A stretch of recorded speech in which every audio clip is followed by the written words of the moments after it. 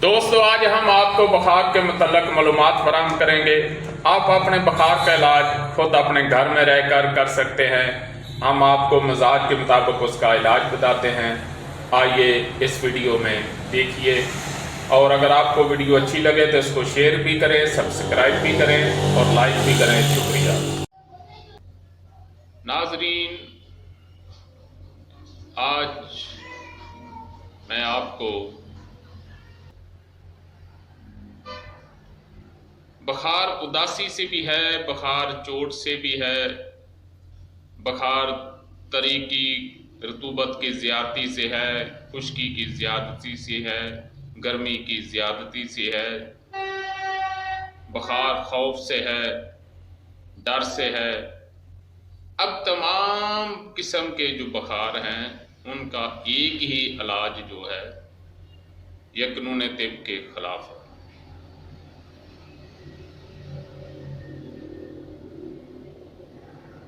खिल्लत के लिहाज से, इखलाक के लिहाज से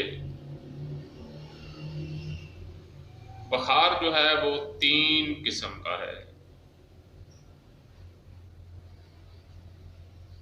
एक को हम असाबी या तरी की ज़्यादती वाला बुखार कहेंगे,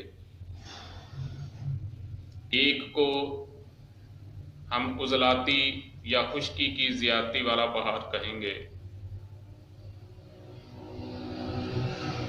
और एक को हम गुद्दी या गर्मी वाला बुखार कहेंगे।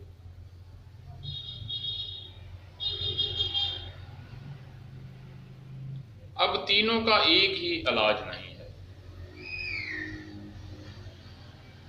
अगर किसी को बुखार हो गया है, बुखार की अलामत पाई जा रही है,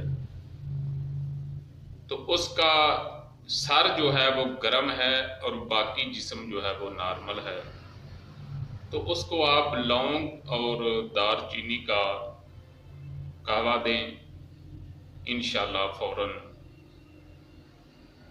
जो है वो सेहतयाब हो जाएगा।